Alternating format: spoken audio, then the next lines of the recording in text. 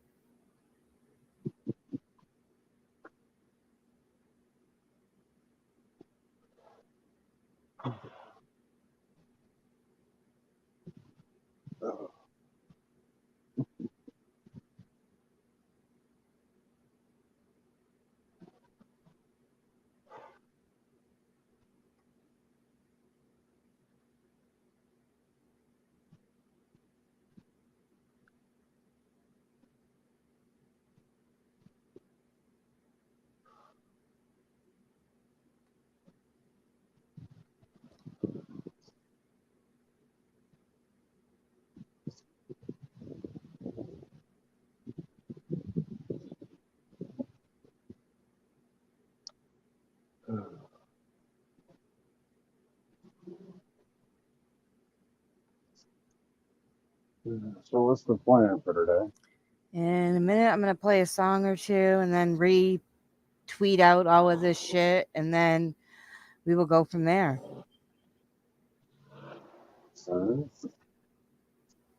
Yep, here we go. We got Mr. Boogs. Sup. Can you hear us? Yeah, I can hear y'all. Y'all can hear me? Yep.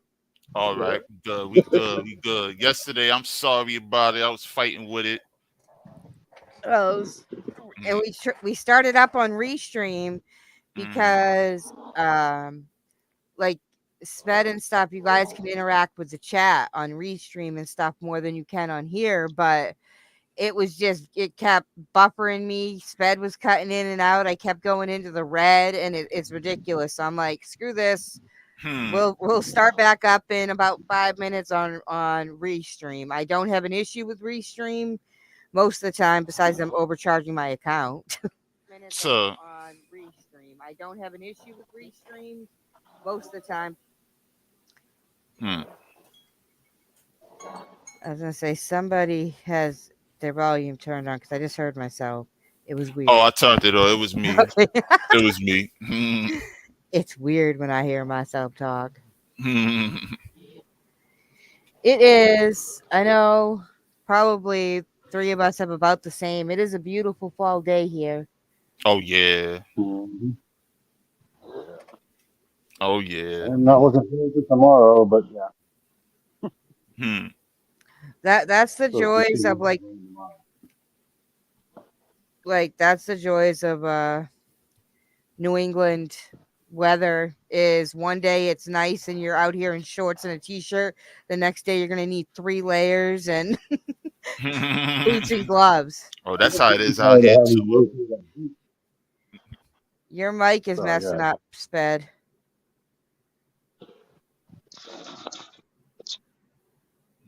There you go. I hear him. Yeah, we can hear you now. I'm just getting tired of having to rotate out my freaking boots and letting the leather dry. So I'm waiting to see by the end of this winter if I end up having to replace all of them, even the ones I've had for 25 years, because the leather just ended up getting too wet and just rotted from the inside. Not a very happy camper about that. I think it's around this time it always rains too and things like that. And I was gonna say, aren't some of your boots older than like Maddie? Oh yeah. I've got some rubber sealant. I just haven't had a chance to put it on the boots yet because I got to find a spot where I can spray the stuff and not coat anything else in the freaking yard.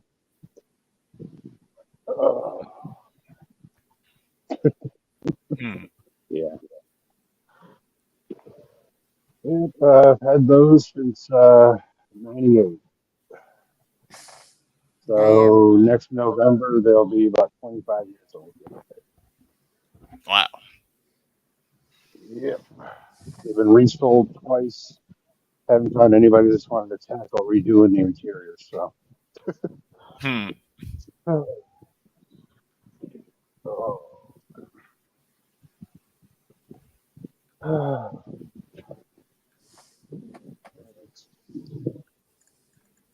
Yeah, it is. It really is a nice day. To be honest, I'm just waking up now. Like, Like like I was telling Sped, I had a nightmare last night, and it was one of those like when I woke up, it like I was legit like in panic attack because it was so real. It was my ex, and somehow he had found my house and he's chasing me through it, and I can't find my uncle. And I'm screaming and stuff. And like the first time I called 911 in my dream, they're like, call us back when you stop screaming, and hung up on me. So then it's like me running around and like I can't get into the gun safe because obviously my uncle doesn't give everybody the combination or there'd be no hmm. point. And every time that he would like my ex would reappear, he'd have a bigger knife and he'd cut me. And like I called 911 again and they're like, well, you dated him. It's your responsibility. It's not Oh ours. wow. Like, and like I woke up just as he was like had me pinned to the ground over me, like getting ready to like do the kill stab, and I just hear a bang and I woke up on the floor. So I don't know if Hmm. the bang was me falling out of bed or Probably would be like. but like 911 being like you dated him, it's your problem. Like in today's society, I could imagine that actually happened. Yo, what? Like call me back when you're not so hysterical.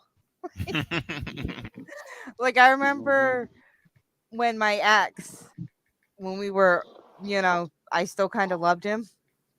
Well, the honeymoon phase of the relationship, he had a seizure. And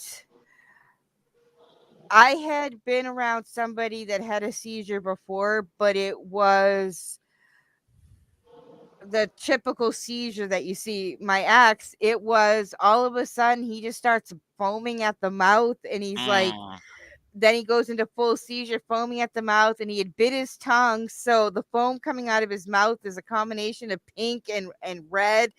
And he's looking at you, but it's like he's not even there. And mm, I'm on the phone with 911 because we were at a car dealership. Literally, I could see the fire station and they were like taking forever. And I was a former firefighter, so but when it was somebody I cared about, the panic went up. But she kept going like, "We'll be there." I'm like, it took them 15 minutes to get to there, and then when they got there, he was kind of coming out of the seizure, but when he came out of it, he was like freaked out. So they had like three firefighters had him pinned in the hmm. corner because he was like in fight mode. And you had this little EMT that like body slammed him and they had to restrain him. Wow. And the um the EMTs kept saying, because it was in Worcester, which is not the greatest area, they kept being like, what drug has he taken? What drug has he taken? I'm like, he hasn't taken any. Well, how do you know? Because at that time, I was out of work from a car accident, and he didn't work. He was on disability. So literally, we were together 24/7. Like if he left the house, I went with him, and vice.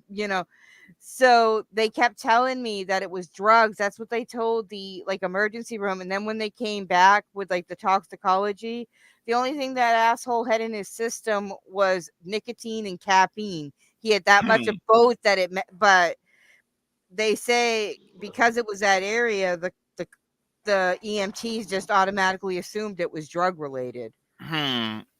That must be a bad area. Like, All of Worcester's what? pretty.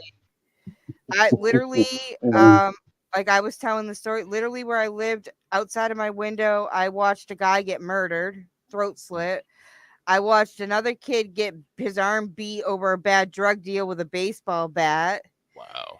It was just the problem was is there's a lot of rich colleges, and then you Hmm. have the people that are from the city, and for a lot of Worcester, it is I don't want to say low class, but they're definitely not middle class. It is on the, you know, and you have the people that legit like you see in the movies that'll sit there and they have the pit bulls, but it's to fight, and it was just a shitty area, and you had a lot Hmm. of problems with the kids that were coming to the college. They were very silver spoon, rich private school, so they'd butt heads with the gangbangers and stuff of Worcester, so there was always beefs going on.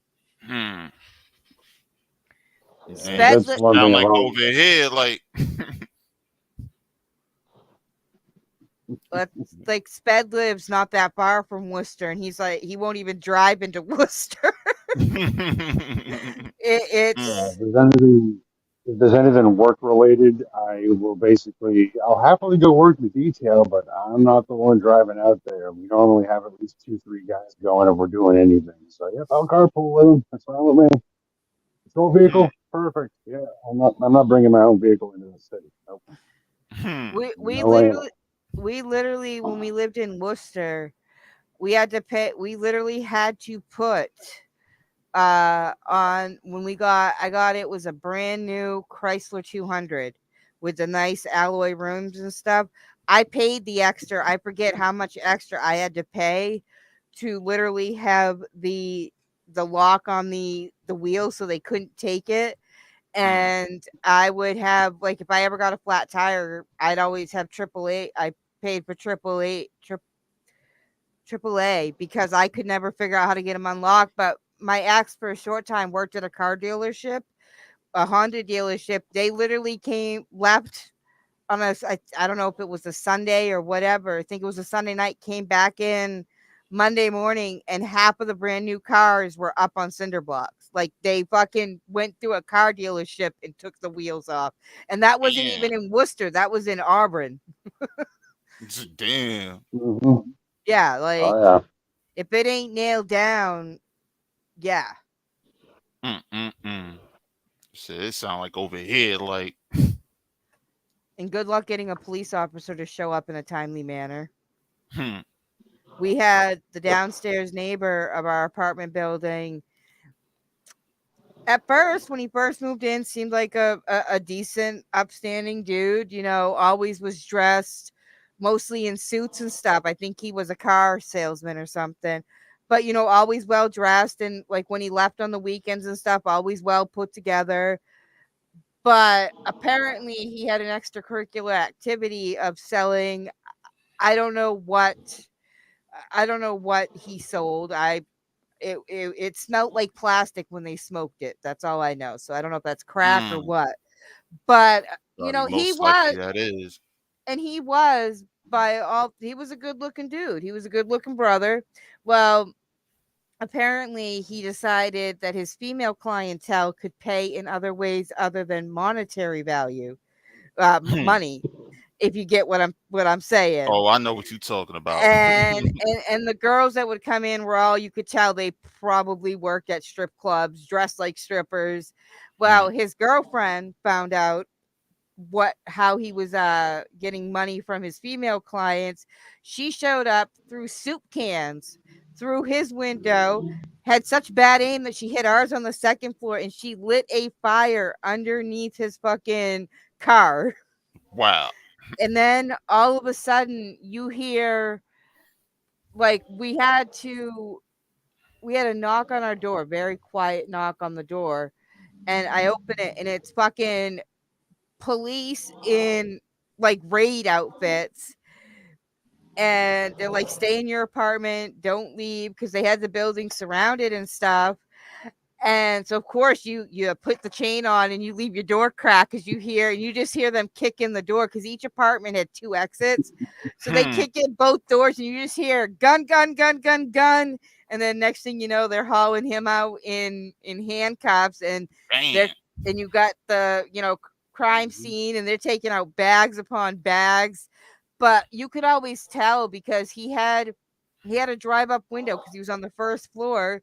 So he had just simply he had a hole cut in the um the screen, and somebody would show up with like a chip bag, pass it through the window with their money, and he'd pass it back. Hmm. But they'd smoke it, Crap, and it smelled like a plastic chemically smell, whatever they were smoking. Mm. and that's one of Probably us is. was. I never did anything more than smoke weed and buck with ecstasy and pills for a while, so I don't know how shit that you smoke and all of that stuff. Yeah, Hmm. It's that's just the. like me. I'm just only a bud fanatic. That's it. Straight weed. That's it. I have a friend that he lives in either Washington or Oregon. I always get those two states, but he's over there, and all he does is dabs. Mm. So he has like these huge his setups look like science labs because it's all the clear like beaker glass, but it grosses me out. Like where we get our weed from, they you can buy, dabs and stuff. It looks like somebody cleaned out their ears. I can't smoke that shit because it looks like earwax to me. I used to Yeah, it like does. I forget what they call it, but the guy that back before pot was legal just to go to the store. He used to sell, I think he called them crumbles and stuff, but it was basically just like the powdered like weed that you'd get after months of using your grinder. Hmm. It was Oh, I like know what that, you're talking but about. It's like, it was like the shake from the tree, the plant and stuff, like when they harvested it. He used hmm. he did everything. Like he used all parts of his plants. We went to him for a little bit, but then once we found the the dispensary and tried the dispensary quality, it puts homegrown to shame bad. Yeah, it really does. Um, that's Where why, is like, it? a lot of people over here, they be look like, I knew a lot of guys who did their little side hustles with it, and I'm looking at them now. They looking at me like, they moved on to something else and Yeah. things, though, because stores is making money off of it now. Yeah. Like stores, they done legalized. They making money like cigarettes now off of that. Yep. I know my guy in Texas. I had a friend that would buy it. It was basically homegrown. It was just reg. It wasn't Mm, skunk, but it wasn't like Kush. I could get an ounce for $70. That would last me because I was the only one smoking. But our neighbor in our apartment, he would sell the good shit where it was like you're paying 20, $25 for a gram kind of thing. mm, So every now and again, he'd toss me a nug or I'd buy, just a little bit and I'd mix it in with my reg. But he had this one stuff. It was called mm. cat piss. And I mean Oh, I it know what that is. it smelled straight up like cat your cat pissed. I had to keep that shit because like I said, I would get a gram or whatever and I would just take a little bit because that's all you needed of this stuff when you were used to smoking reg to mix in with Mhm. it and you were golden. I had to keep that shit in a Ziploc baggie in a coffee can in the freezer or my whole house would smell like cat piss. Mm. It's just like how my room is now, yo. Yep. Yo, it's just straight like gelato. Yo, gelato. Good. Uh, this is like over here, yo. It's like I can go to the store now, yo. They have it's like a menu now, yo. Yep. Selections. I'll be like, oh shit. Let me try this today. I'll come back tomorrow and get that. Yeah, it's Like, like yeah, like my aunt and them, they prefer the indica dominant. They're not a huge fan of sativa. nah, I mean, like sativa is good. Sativa is good though. But I like that head twirl. That's yeah, what it is with me. Like, but look at the track that you and TK did. Sativa took over. It just indica took over my mind. Just doesn't flow as nice as sativa took over my mind. not because this is more It's like more like indica, more like God. indica, more like indica is more of a body high. Like that joint Yeah, to have you just sitting there relaxing, not wanting to move or anything, yo. sativa reminds me of those Yeah, old it's more drug commercials. Hmm. It's more indica nut or maybe into the couch kind of thing. Yeah, yeah. Mm-hmm. Hmm. That's like I listened to Thursday night. I brought a couple Dub Gang or whatever tracks I spun because he had the one he did with Sick Mm. was the first one I played, which was okay, and then I did Mad Dabber, and I don't think Dub was in that one, but I think it was somebody from him.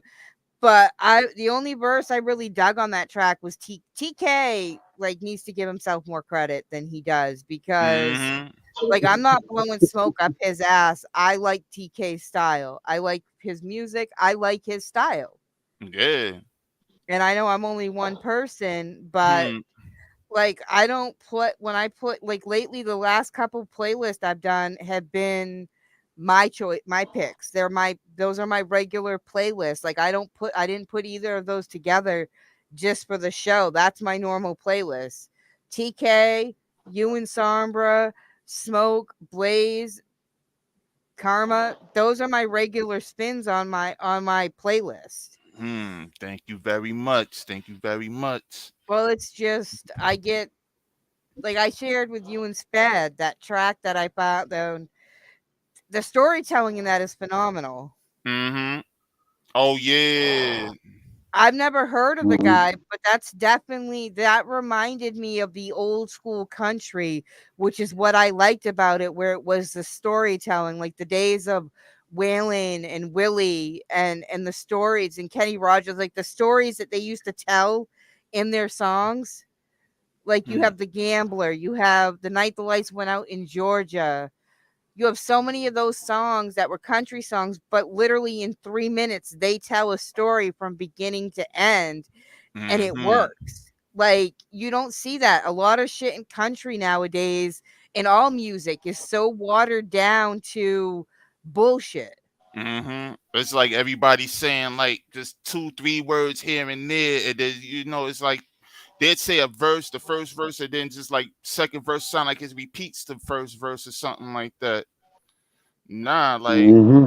make sure everything if it's gonna be storytelling, make sure it's from beginning to end. Like you Like know, you told two stories in Evil Story. You told two different complete stories. I was trying to be like creep showing them. Like they like that's a good movie right there. One is a good movie, but into the water bugs part, I don't fuck with them things. Like Those are into that, scary. I don't mess with them things for real. Like yo, part two was good. I'm a big horror fanatic, yo. Like, and I did say one day I was like, yo, I'm gonna try to make a song. I'm gonna make a song that where it's like two different stories in one, like in one track. Like,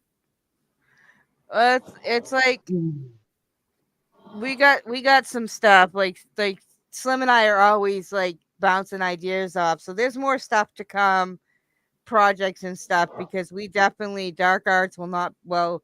Sombra already said we got another one in the works. It's the Haunted Homies, but Slim and I definitely have some stuff, some hmm ideas too. And oh if like hell yeah. and if like the one where if they decide with the one with was what I'm waiting to hear back from Smoke, if that doesn't play out, there's that we already have another idea that we're always We like, always it's with us haunted homies. Yo, we wake up, hit somebody with an idea, something like that. oh yeah, we gotta hit up, Right. we gotta let Sped know the idea we came up with last night, or well, see if he can come up with an idea. Hmm. Would you be down with coming up with a logo for the Haunted Homies, Sped? I've been trying to work on it, but my schedule and the stupidity of others basically hasn't allowed me to. Well, there's no Hmm. rush. That's with There's us. no There's no rush. There is rush. no rush. And it's something I've been working on in Okay. my head. I Hmm. just haven't been able to put it on paper yet. Like Sombra's like he apologized the other day because he's hit a roadblock with like the visual for my intro. It's like, bro, there ain't no rush. Like I don't want to rush shit out. You see that too many places. People rush to have something out or complete and then it doesn't, it's not what you want. Like I'd rather have it be sitting in the files for months and when it comes out because Sombra is fucking amazing when it comes to visuals. Like the Hmm. visual he did for Dark Art, Because I was wondering, I won't lie. I talked to Sped. I'm like, I wonder what route he's gonna go. Because I know a lot of his stuff is anime, but he blew me out of the water with the visual for Dark Arts. Yeah, yo, He, that was official. Like I was like, whoa, this is I all right. Like, yeah, and it like it. looked like an actual video. Like, And the thing is we all have fun doing it. Like mm-hmm. none of us are looking to ever be famous rock stars, sell out stadiums. We're having fun chasing our dreams and spreading some fuckery in the world. Hell yeah. Oh, I used to be like that at the beginning, like, yo, yes, I can't wait for it to happen. Oh, one of these days, overnight, it's gonna be. You realize it, and then I sit back and think, like, all right, if it one of these days, if it does happen, and then after that, what happens next? Like, yo, Yeah. I want that. I want it to just, like you said, let it take its time. Everything will fall into place. Like, Yeah. Like look at Hmm. I was a big Celtics fan back when we had Kevin Garnett, Paul Pierce, and Ray Allen. That was my dream Celtics for a while. But look at people like Kevin Garnett, LeBron James, I think Kobe too. They literally went from high school right into the NBA. Like their mm-hmm, dream happened overnight, but I wonder which just because they're rich and they have like more than they ever imagined, they're still people at the end of the day. And I wonder if they ever sit back and think, well, I missed having those experiences. I missed having a life because you went mm-hmm, literally overnight and you see it and look at Kurt Cobain, whatever the outcome was with how he ended up meeting his death, whether it was by himself or Courtney pulled the trigger or whatever. His mm, fame was his downfall. He got everything he wanted and then he couldn't handle that and he turned to the drugs and the depression. And people now they idolize these celebrities and stuff. And at the end of the day, you have people that we forget that they're real people. And mm-hmm, the fame is I believe in the end, fame is a double-edged sword. And now you have these rappers who finally make it and they're getting gunned down in the streets when they're not even gang banging. They're out to dinner with their wife or they're getting cookies for their kid. mm-hmm. That's why it be afraid like that though. You know, you walking up and down. Even if you have a little bit of buzz or something like that, you walking down the street, you gotta watch your back. Yo, people will see, especially the people if you on Facebook and they see you out here. You know, you got a little buzz going on and something like that, and then you still not even there yet. They will still try to What take your life for that. Like, what gets me is like, and I even was guilty of it at first. With you'll see they always go out in public with their chains and stuff, and then they get robbed. But at the same time, we as women will sit there and be like, "Well, I should be able to wear the least amount of clothes and not, they go through that whole thing where you need to learn to behave and not because well you wore that short skirt so that's why you got raped. But the a rapper or anybody should be able to leave their house and stuff that they've worked for and earned and not have to worry about getting killed. Like mm-hmm, why are we blaming them because they made it, they earned what they have around their neck? Why aren't we blaming the person that decided to rob them and take the shortcut? true. Um, Instead of working hard, just like the next person and things, or simple step. All he could tell you is yes or no. You know, talk with the person and see what he's about, see what pointers you could get from him. Yep. Um, There's too many people now is they want instant gratification.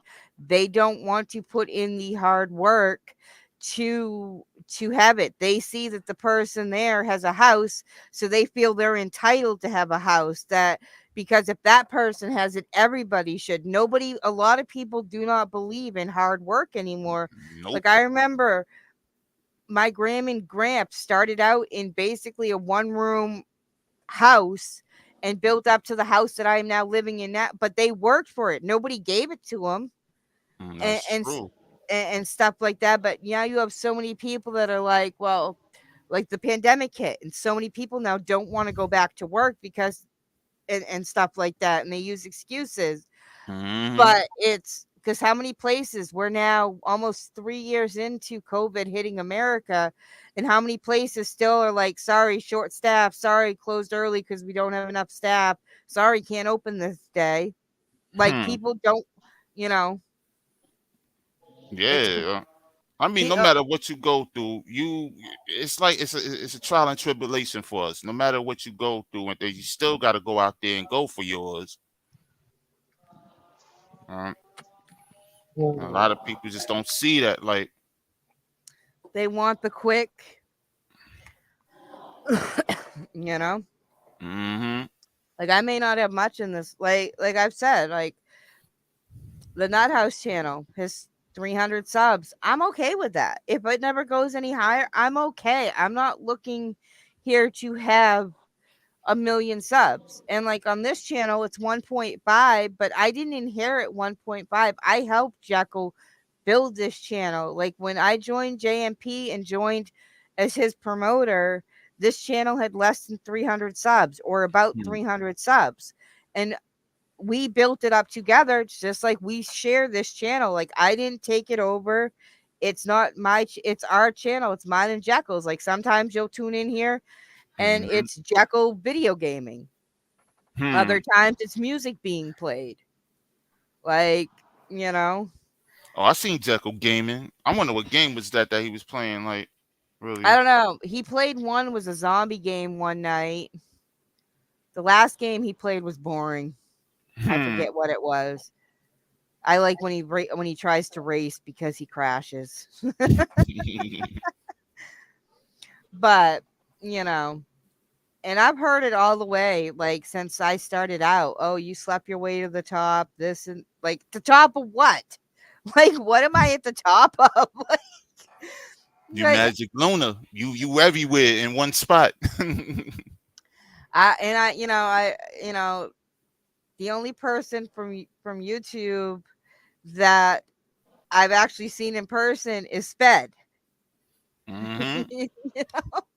Like, other than that, I've never met. Like, I hope to one day meet like Blaze and TK and Smoke, Jekyll. That'd be cool. Mm-hmm. So, yeah, yo, and that's amazing feeling like there though. You in one spot, but you get to go everywhere else to chill and experience everything. Like, Well, oh, you gotta come out of New York for me to visit you. yeah, okay. Except here but sometimes, like but most it's of the like time. crazy if you think about it because we have TK that's on the other side of the country in Washington. We got Blaze in Florida. I think Smoke is in Georgia. You're in New York. Sped's in Mm-hmm. Massachusetts. I'm in Maine. You got Jekyll in Colorado. Hmm. You got Sombra in fucking Sweden. It's all over with us. Like, Like literally, where would be a central place to meet? Like Ohio? What the fuck is in Ohio? It'd be fitting. What? Oh, Bermuda Triangle. Yeah. Like I can tell you one thing. I will never go to Nebraska for two reasons. Well, for one reason, children of the corn. That is why I do not go into cornfields after dark, and I will never go to Nebraska.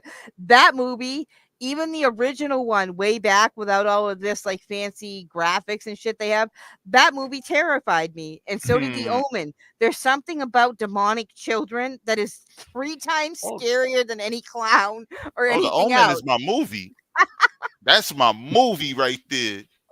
Lil Damien, he caused terror. Like, and he ain't even had to do a whole thing. He ain't had to do nothing but just be innocent. Yep.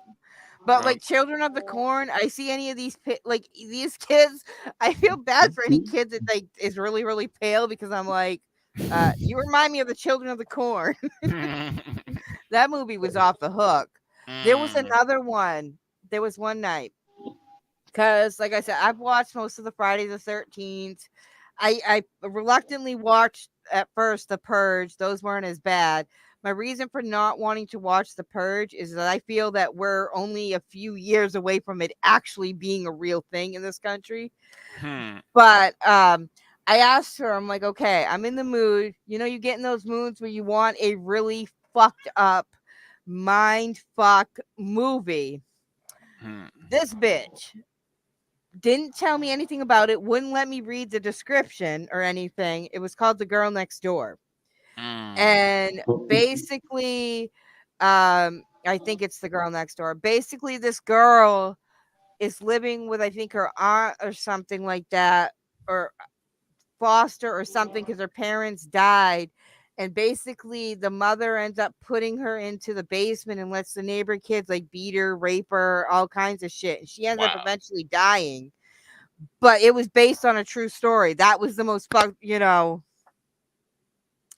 I'm like, yep, thanks for a mind fuck. Like, I don't mind a mind fuck movie when it's completely fake, but when it's something that horrible, and it's based on a true story. There's another one. It was The Girl in the Box, and it was based on a true story. This woman was kidnapped. I think she was held for like 6 or 7 years, and they kept her when she wasn't like doing the chores and stuff for the house. Hmm. She was kept in a box under the guy's bed or in his garage or something like that. Hmm. But the most fucked up part, it wasn't just a single dude; it was a dude and his wife. Damn. Like, people some fucked up shit. But Hey. it's cracking me up that everybody's like shocked now about Dahmer, and they're just learning about Dahmer. I'm like, I knew about Dahmer when Dahmer happened, but because of that documentary Hmm. on Netflix, everybody's. And then, like I said, I have no desire to watch the documentary, but I was talking to somebody. I'm like, you know what the most messed up part was? I'm like, he wasn't trying to kill those people quickly. He was trying to make a zombie lover. Hmm. Basically, he was trying to fuck up the brain so they would still feel shit and stuff, but they wouldn't fight back while he ate him and did what he Yeah. did. But yeah, I guess if you inject bleach or whatever he did into somebody's brain, it tends to kill them. Hmm. Drano. Drano. So Drano in the Braino is a no-no. Is a no. But Yeah, I there's was this, hearing stuff about him from a while ago and things, but I wasn't like really like my head wasn't really towards him like that. Like, he, it's yeah, he ate his victims. mm. Then you have what was his name? The dude that fucking the clown guy. Oh, what the fuck was his Oh, name? it. No, Hmm. I can't think of his name for the life of me. John Wayne Gacy. He Mm. dressed up as a clown, and I think he killed. I'm not sure if it was kids or little boys, Wow. but yeah. There's a case I'm following. It really hasn't made much national news, but it's out of, I forget where. But this dude, I guess, he was in school. This was like last week or something. He was in the school pickup line dropping off his kid, and some woman escaped from his house. And she ended up, like, when she pounded on the neighbors or whatever, she had like a collar attached around her neck and was covered in bruises and stuff. And apparently, this guy had kidnapped her back at the beginning of September and was keeping her like chained up in his basement and was raping her and beating her and stuff. And he had a kid in the house too. But I don't know if there is more victims or not, because they haven't said a whole lot because it's an open investigation. But they've had video footage of like the cops wheeling out like a big jug, like blue drum thing, and the cadaver dogs were all over it and stuff. So they, like, I'm waiting for all of that to break, because it's kind of like what that dude did in, what was it, Chicago or whatever, the Hmm. the guy that held those three girls. But it's just fucking crazy to think that, like, now it makes you wonder, like, now every time I drive down the road, it's like, I wonder what's going on in that house. Does that person have somebody? Like, you really don't know what goes on behind closed doors anymore, Mhm. because the shit that used to go on behind closed doors, they do in the streets every year and call it a festival. Hmm. It was like when I used to do deliveries. I used to work for this company called Thomas. They used to drive past houses like that and things. I'd be like, "Yo, bro, what be?" I'm really wondering what goes on in them with them type of neighbors and things though. And things though, they ain't just all that quiet. Something they gotta have some negativity go on in that house right there. And the house be looking all spooky that you'll drive right by. Like, But the most fucked up part though is the spooky houses are usually just people down on their luck and shit. It's these houses that you go to where the lawns are perfect and it's the houses that look like the perfect cookie cutter houses in neighborhoods where it's the perfect family and everything looks great. That's the ones where the true horror is inside. These spooky yeah. ones for the most part are just either they're just people that can't afford to upkeep their house. Hmm. Hmm.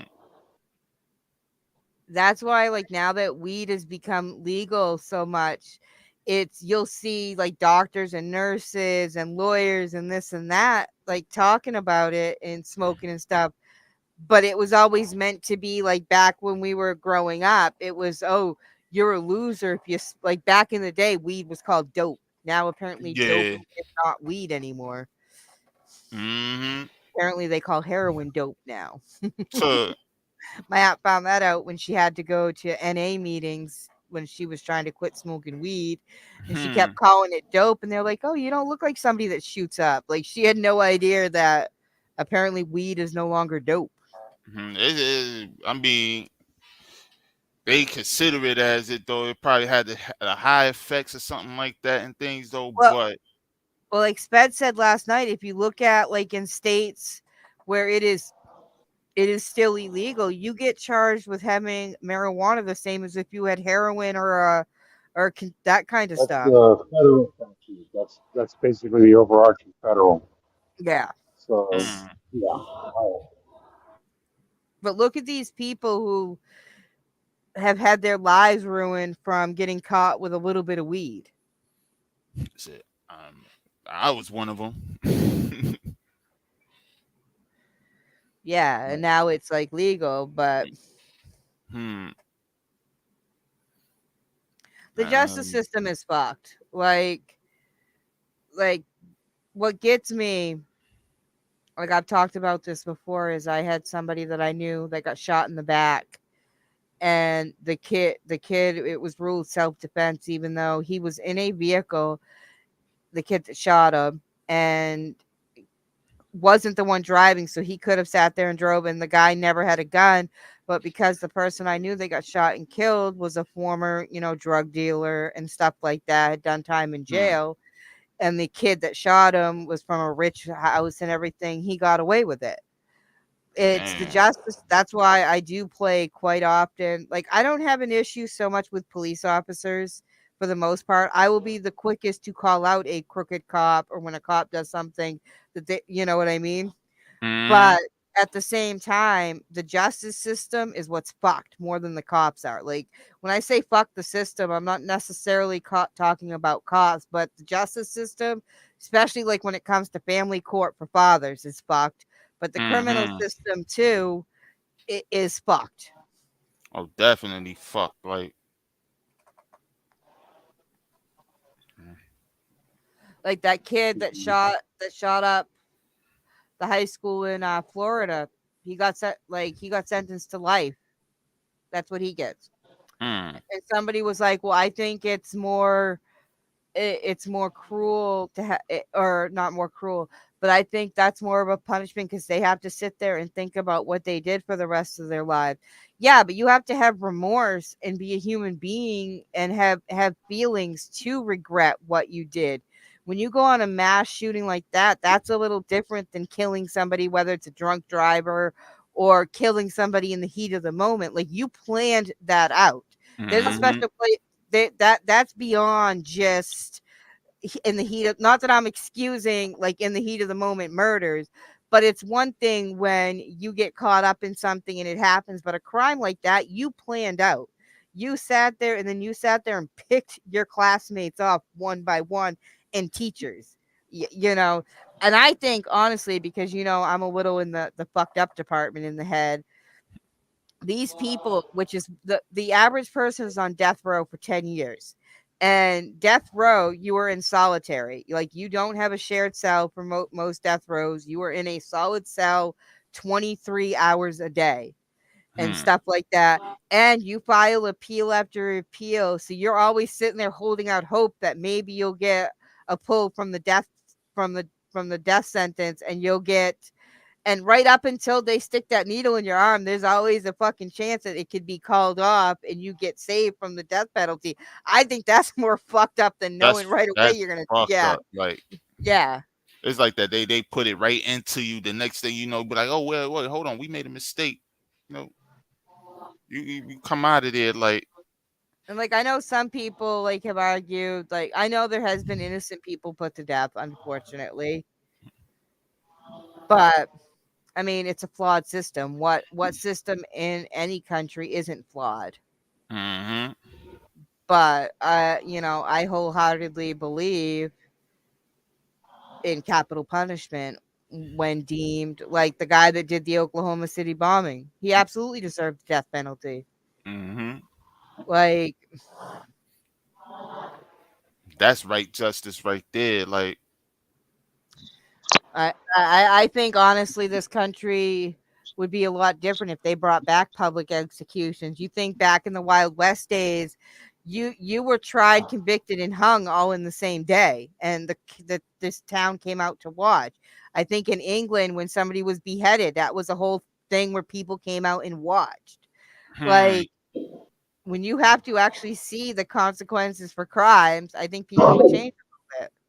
But I don't know. I think this country's You too don't far even have to. gone. You don't even have to really like publicize that. You could even just bring back dueling, but regulate it.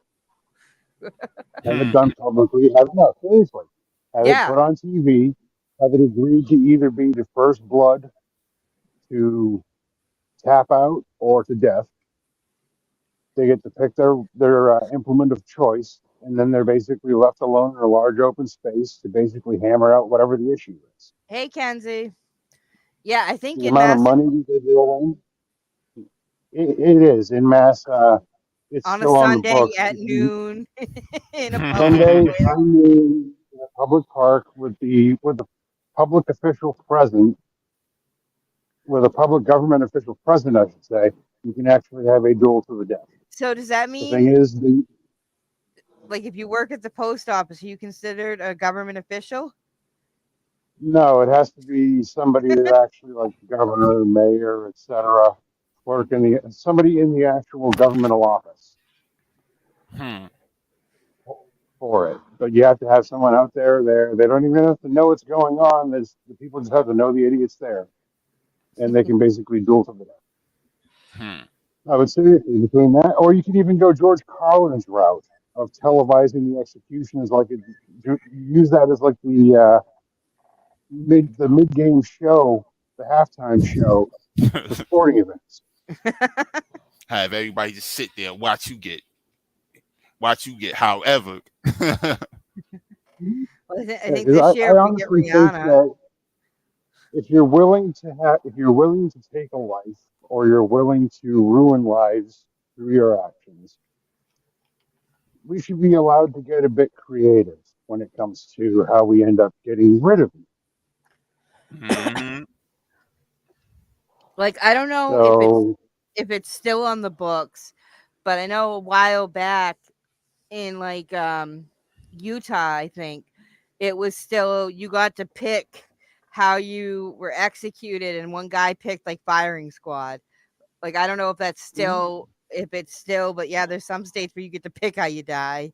mm, well, the sad thing is, if for whatever reason it fails, they have to wait a day and then they can go right back at it again. So,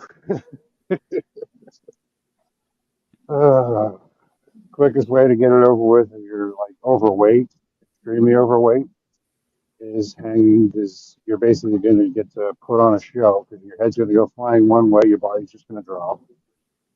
Firing mm, squad, unless they actually all have live ammo, because some firing squad was actually dealt with in a way where only two or three of them actually had live ammunition, the rest were blanks. Hmm. So there was a chance the person would escape the actual freaking issue. Mm, I'm personally more a fan of taking the animals that ended up accidentally getting a taste for human flesh, not killing them, just keeping them, and then oh here we're gonna basically tack a huge amount of stakes to you. If you can make it across this 200-meter run to get to that other door before the animals eat you, we'll Hmm. try again tomorrow. But you'll get to sleep another day and just let them go. I say we bring back like they did in the Roman Colosseum days. That's what the dueling will be Hmm. I see overall. something. I seen. I was watch. I be watching this show called The Serpent Queen. Something happened to the dude where they just tied. They tied like some. They tied this dude arms and feet up, right, and had the horses. They kept beating the horses to where they galloped to where they pulls him apart or something like Quarter that. him. Drawn and They, quartered. Yep. yep. Mm. I seen that. I was like, Oh, yo, this is what. Medieval. Like look up some of the medieval like devices Death back Angel. then. Mm. Whew. One of the Vikings' favorite. It's called the Death. It's the Death Angel. You basically end up kind of you strap them down face down after you've tortured them till you either your arms are tired or you've met whatever quota you needed, and then you crack the ribs and drape the lungs out like they're wings above the person, Whew. and then just keep going. It's part of what ended up being done to William Wallace when he was executed over in Scotland. Hmm. Uh, Braveheart's a really good movie, but it's in no way, shape, or real all that factually accurate Hmm. in a lot of ways. But yeah, he was made an example of, and within I think 2 years, they ended up finally able to take Scotland back from the British afterwards. Cool. Yeah, just yeah, that or the you could always do the superheated freaking like tin bowl with the rats. That's another Mm. fun one. That'd be a Yeah. long, drawn out, noisy pay per view, but hey, some people might buy it. Mm. I sent you a message back, Kenzie. Yeah, the medieval times they had some lovely devices that yeah, look up some medieval torture devices. Wow. Like some of the ones designed for the females were honestly really pushing things. Hmm. But nope, nope, nope, nope. Oh, Then speaking of the rat part and things though, they had though it was a movie I saw a couple of days ago like that too, where it was a guy taking thing he had something tied. I I think it was the Sinister. He had the thing tied. It was like something tied to their stomach or something like that. They kept putting mm, coal on top of it with rats inside of it, yep. and it's something that they go right in. It eats on their insides and then they eat right out from them, something like that. That is Yep. crazy. Yeah, Um, the Vietnamese were some of the more long term planning, painful, excruciating pain kind of torturers too. When it comes down to it, because they basically tie you down over some freshly planted bamboo mm, and let it grow up through you. wow.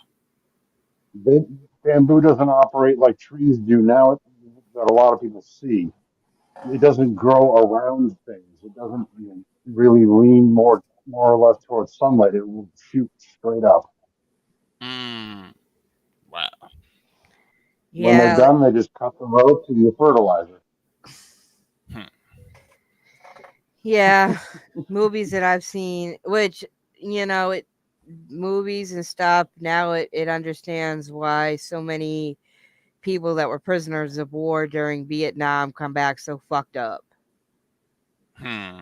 because I That's think partially due to getting tortured, beaten, starved damn near to death, forced to work, and they intentionally try to separate them mentally from each other as well as physically, so they don't band together to attempt to escape. It's all about divide and conquer on an individual basis. And some people that are harder to break, they end up having to go more extreme.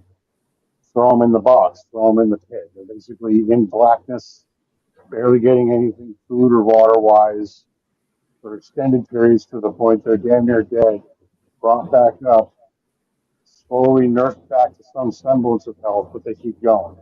hey, Mrs. Mm. T, Hey, Mrs. T, how you doing? we talking. It's a lovely Sunday conversation of medieval torture, and then we went to then we made it to Vietnam torture. And considering the history of most religion and everything in society and cultures from when we first started congregating in groups of more than five to today, it just got a little more digitized. It didn't really change severity. Now Mm. people are more terrified about having their reputations destroyed than physically being hurt. But you confront them with violence, they're going to run and call the cops 5 seconds after saying defund them. But hey, either way, right? Oh, man. Yeah. I, I'm more in the line of Judge Dredd, personally. That's part of the reason I never bothered to try to become a cop, because I don't generally deal in shades of gray all that well. Mm. It's my personality, it's basically my experience, but overall, the shades of gray thing, it barely ever applies in all reality because you're never going to get the full story without having some kind of actual interaction. And 9 times out of 10, it's just when everything's finally gotten to the point the person can't handle it or doesn't want to handle it that it ends up being the police's issue or somebody else's problem. Help me fix it. Mm. Yeah, and when Sped smiles, run. Oh, wait, listen, I don't know what you're talking Like you see him smile, it's scarier than when he's angry because it means he's up to something. When I can see up Uh-oh. that high. about. Yeah, if I raise my voice, that's not really an issue. If I start talking real quietly or I start smirking, yeah, it's best to run away. Run. Mhm. And in my case, I just sit there and poke in my sleep, apparently. Mhm. Uh, like I said, there was for a while going around TikTok. I posted actually a reel of it on IG. It's like I don't understand why girls are so angry. Short girls, you 5'2". I'll put you up on top of the refrigerator till you behave. I asked Ben if he'd put me up on the refrigerator, and he said he had to turn in his armor when he left the military. So no. Uh-huh. Don't worry, I got the kids' moms. They short, you know. So sometimes her attitude be looking funny with her height. Like you've seen the pictures. Sped literally can stand upright and use my head as a fucking Your head's armrest. at the bottom of the corner. I'm like, yo. Well, I'm 5'2". He's 6'3", 6'4". Hmm. And I think you're what, 6'5", Slim? Yeah, I'm 6'5". I'm on the lower end of the height gradient for the Hmm. male Like portion right of the under Mountain me. Homies.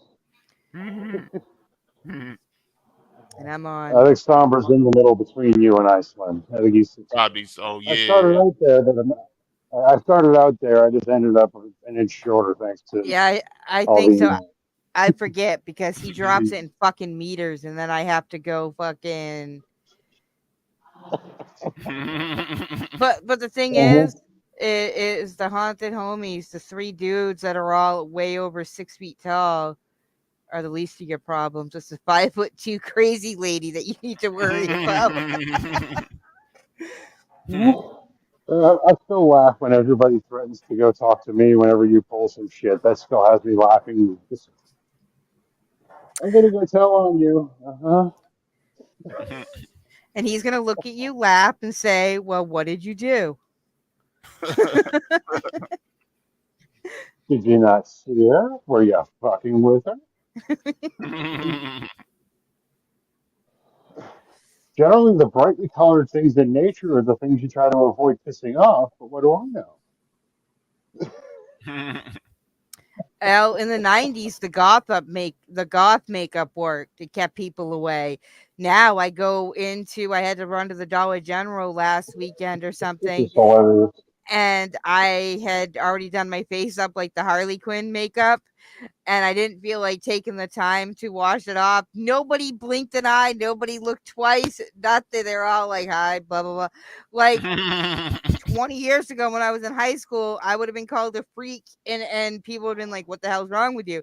Now that's like something you see in April. Like, Mhm. Mhm. It's the shopping area by my old job and things. That's how they be doing it. It's like all year round with them. They be dressing up most of the times and stuff like that. I shit you not. There was one night I had gone to Walmart. It was later. It was like this dude is sitting there walking around, legit a tail sticking out of his pants. Mm-mm. And I could tell, like, from looking, that it was not attached to the outside of his pants. I'm not even going to guess what it was attached to on the inside. We can all use our imagination. But the girl he was with was, she had to have been close to like 300 pounds. She's in fishnet stockings Hmm. and a skirt that if she moved, you were getting to see everything. A Wow. corset top that was all leather as well. And she had this dude on a leash walking him through Walmart, and she had the big platform boots on. Like, Wow. So and they were basically, just, the cat of the day that should have been thrown back. Gotcha. and like I'm like, cool, like I won't kink shame, like whatever you into, but why do you have to parade it around Walmart? Like, I don't give a shit what anybody is into kink wise, but Hmm. keep it behind closed doors. Like, Here's the thing: there's a fair number of kinks that actually involve unwilling sight of or participation in just by having to sit there and get to see and engage the reactions. Hmm. So yep, that not all of it can be done behind closed doors. And just having people on watching like a camera feed, that doesn't do it either because they can't really hear the people like reacting or see how they're reacting. So I went to a few, I guess for lack of better terms, we will call it a meet and greet of the spicy resort, of the spicy sort. I forget. I think they months. called Munch. Thank you. And but it was like, if we had a public meeting, it would be like at a Fuddruckers. But we always like, it was, you dressed like you were going out to dinner with your friends, and that's how the conversation for the most part stayed. But if it was like a private meetup at like the clubhouse or somebody's private home, it was a completely different, as once you walked in that door, it was like you entered a whole nother world. It was very, you had procedures and you had roles that you played, and whatever role you were, you know what I mean, and stuff like that. And Hmm. but none of that shit was going on in the public eye. Hmm. Mhm. Like, I know Houston has, they call them swinger clubs, but it's basically BDSM clubs where it's going on pretty much all over the club. You'll have sexy, it's it's a full on 50 Shades of Grey times a million right there for you to just go and watch like you're at the circus. Wow. But like the ones that I went to at somebody's home, is you had the areas where people would just hang out and drink, but you're still in that, like, whether it's master and sub or whatever roles, you're still in those roles. but it was more of a casual. Then you had other rooms where it would be get yeah, y'all seen 50 Shades of Grey. You know what happens in Mm-hmm. 50 you know, you had the rooms like Mm-hmm. the red You rooms, so to speak, that got were theme rooms. Some have certain implements, some don't. And everybody that's there generally knows what the purpose of the room is. So if you're yeah. going there, you're going there voluntarily. But it was You always understand what you should be doing. the biggest thing and the biggest rule was always consent, and I forget safe whatever. I it's been quite a long time since I was in that lifestyle and stuff, really. But it was always like consent. Like if you wanted to go into that room and you wanted just private time with whoever was in there, you shut the door. If the door was Yep. shut, you didn't enter. Like there was procedures and stuff. It wasn't like a free for all orgy. But now it Hmm. seems like a lot of those rules have gone out. It was never meant to, like, you weren't supposed to out somebody and stuff like that, but it was never meant to be um like the shock and awe that it is now. It's like free Because fall. well, the thing is a lot of stuff in that lifestyle in most states is considered, whether it is willing participant or not, at the end of the day, if the state wanted to, they can still pick up charges because it's abuse. Mm-hmm. Whether you're Hmm. willing participants or not, it that's how the state looks at it. So it was very taboo, very kept. People would lose jobs and stuff if it got out. But that has all changed in the last 5 to 7 years. Mm. Hmm. It is not as All close. It right. now it's more normal. Like you see Well, girls. everybody's basically getting rewarded for coming out as individualized as they can. And when you run out of the billions of personality types and gender stereotypes and everything else you can randomly come up with, you have to start finding other things. So it's just a natural progression of I need to be special. It's like taking the the ghillie suit, which is designed for camouflage, Mm. and instead of having the strips of camouflage and plant material on it, you've got a different typed out label for every random thing you identify as, and trying to hide like that, and getting pissed off that people are actually pointing out all the different things that are written. But Attention's attention. I don't care how good or bad it I don't lie. I own all four of the 50 Shades of Grey is. books, and I do own all three of the movies. And I take it at face value as a romantic.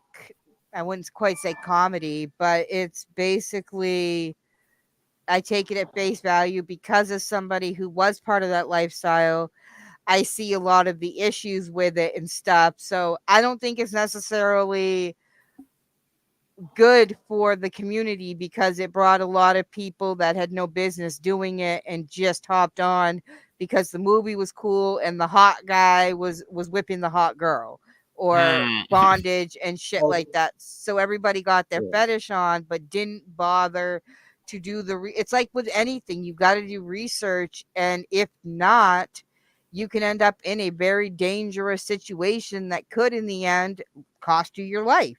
Yep. Yeah, because the funny thing with that was, number one, the chick that wrote the books started out writing Twilight fan fiction. I always got a kick out of that.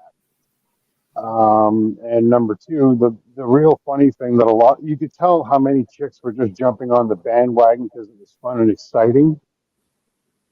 Because 9 months after the movie debuted, the country had an actual baby boom in regards to a large number of unexpected births for the freaking usual cycles that they had to be measuring. So yeah, and the thing that always kind of rattles through the back of my head is if that had actually happened in a trailer park as opposed to a mansion, it would have been a Yep. Criminal Minds episode. Right. Yeah. Like if he had been a garbage truck driver and lived in a trailer, it would have been, like you said, it would have been an episode of Criminal Minds or CSI or Law and Order. It Mm. wouldn't have been, because there's parts of it like the girls drool over that movie. but there are definitely parts, even as somebody who just as a human being with a brain that you can see is wrong. There is so much with that relationship that from the get-go isn't healthy at Mm. all. But it's a movie at the end of the day. It is a made-up fucking movie and books. And like when anybody takes anything, like you saw how many fucking people took Twilight to where like it is like where it is now. And no offense to Harry Potter people, like and stuff, but to see the people, like I understand being sad when a celebrity passes, but to have seen the stuff on TikTok this weekend with the people absolutely like brokenhearted, like their grandma just died over somebody who played a character in movies, and they're like, that was my childhood. Like I can look back at my childhood and all of my defining moments and people that were defining in my life were real. It was my grandfather was and stuff. It was real tangible stuff instead of just a character on a screen. Mm-hmm. But I Mhm. never got Yeah, into the Harry that, Potter craze. Like I never. I, Never seen none of them. Like, I basically got stuck having to try to read the first one. I made it 20 pages, and I honestly wanted to go headbutt a coat hook. I couldn't take the just being so good. The movies, I got stuck having to watch the first one during a bus trip down to Blackstone, Virginia for the National Guard Training Center. Basically, it's a modified version of the OG Tigerland for Vietnam vets and whatnot. So they do a lot of the high speed training and whatnot for the troops. And I ended up finding another series. It has its issues, but it's basically a more adult, slightly more rational version called the Sword of Truth saga. Um, They kind of fit the gap there. the guy who played Haggard on Harry Potter died, I think Thursday or Friday, Kenzie. Yep. And I people don't. are either crying into their cups in mourning, or they're screaming and happy that he's dead because he actually supported J.K. Rowling's position on a few things. hmm. There's no middle ground there. They're literally either dancing on his grave or they're mourning beside him. There's no real middle ground. Yeah, that's pretty So, much that pretty much sums up like the country is there's no middle ground anymore. It's either you love them Oh, and you or hate you them. hate them, and there's no in between. even, Like I went through that back when everything was going like with BLM. Well, if you support police officers, you hate black people. If you're okay with Roe versus Wade being overturned, you like you're not, this like it's one or the other. Like nobody can like it's like have a conversation with me beforehand because I have never once ever defended what that police officer did to George Floyd that day. Like I have never defended police brutality or any of those objects, but those things that have happened. But there are tons of cops that are good cops.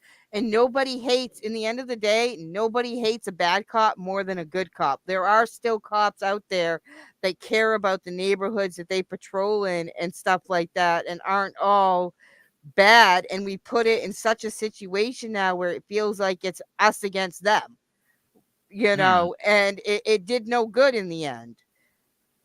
But that's what this mm, country wants. That's what the politicians want, is they want people divided because a country divided among itself is easier to control. We started with like with COVID with either mask up or anti-mask, and now it's vaccine versus anti. Like you have when you have people that will blindly follow the government, and then you have the people that question it, and you have those that are in between that are getting screwed because you have the ones that question everything and then the ones that just blindly follow like sheep, and they're fighting, and that's what it and we're killing ourselves instead of banding together and looking at what the politicians, none of them give a flying fuck about any of us at the end of the day.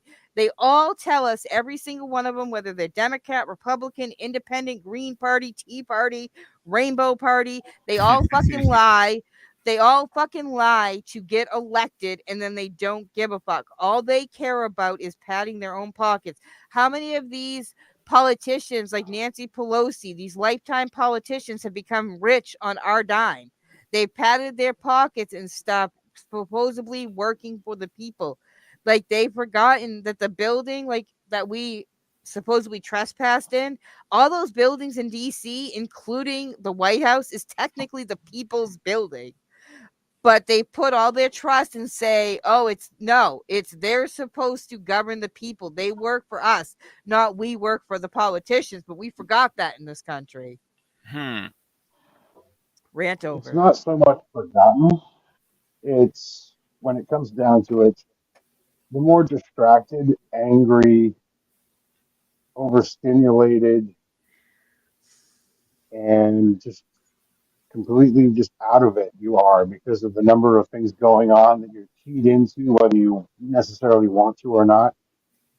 If you honestly are able to look at it and just kind of evaluate it, not really take a side until you actually feel that you're well enough informed after checking everything to make a decision, you're generally operating at three or four dimensions. You're basically either above and around it, or you're able to see the box from the outside.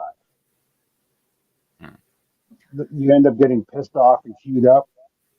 You get dropped down a dimension. So now going from 4D or 3D, now you're in 2D, which is basically just back and forth. It's two directions going back and forth laterally. That's it. That's all you got. You can only think in things in twos. So it's either got to be this or it's got to be this. The path in between doesn't matter. And you end up getting even more overdone. You're literally just standing on a dot, spinning in place and screaming, unable to affect anything. People have been so keyed up and borderline happily led into ignorance by how everything's misrepresented. But if you took 5 minutes to look at something or you saw an article that pissed you off, maybe the headline grabbed your attention, you read through the article, it's not until that last paragraph that they're going to bother to actually put the actual facts for the actual article itself. Everything up to that point is generally bullshit and bluster. It doesn't matter who's writing it, whether it be something for politics, something for uh, the gender debate, which overall realistically is doing nothing but splintering is worse, in my personal opinion. It's not till the very end of those that you actually see the actual facts of whatever they're trying to talk about. And it's grudgingly done so, but it's intentionally buried at the bottom because they know folks will generally read the headline, maybe a sentence or two at the top, take that as having read the article, form their opinion, move on. It's all basically what comes down to clickbait Well, look at and short attention.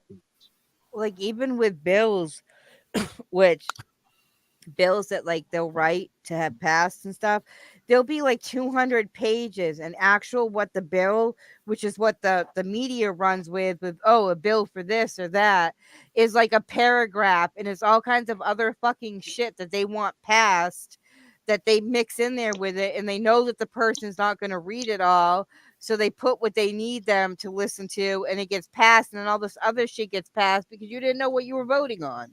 Mm-hmm. That's why they should honestly make these idiots have to sit through reading it being read out loud to them Oh like my it's god. story time back in kindergarten, so they I can also actually understand the amount of crap that's hiding amidst all of it.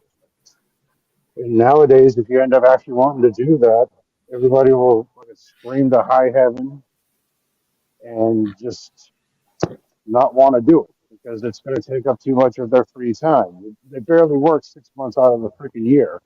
They're not even required to show up for more than like 10% of what the actual votes and other legislators' duties are. Most of them don't care. Hmm. They get no. they get access to the best health care we have. They don't pay a dime for it. They get access Better, to security. and their health care is better than what you get as a fucking soldier, huh? I bet. Like, Oh yeah, absolutely, That's like absolutely.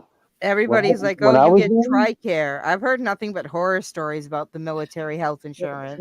Tri-Care was good up until about 20, 25 years ago.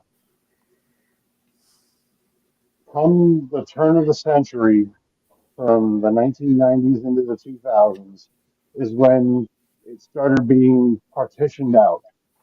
That was one of the real first signs of the coming attempt at what they did with the healthcare system. Since it's a government coverage agency overall in regards to healthcare, the government can access and toy with how they do stuff first. Think of that as the initial test run. So Then you had basically, if you join Massachusetts. the military, you're just a guinea pig for the government. Oh, absolutely. You're basically government property for when you sign that check, when you sign that freaking contract. Once you complete your job training, is when the contract kicks in. Hmm. So you get in, you go through basic, you go through whatever your job training is. As soon as you finish that graduation, you are officially government property. They can do with you whatever the hell they feel like until your contract is done. So Um, when you do basic training, right? Like you sign up to join basic training. I know you go through recruiters, you sign agreements and stuff. If you get to basic training and you decide you just don't want to, can you just walk away and quit?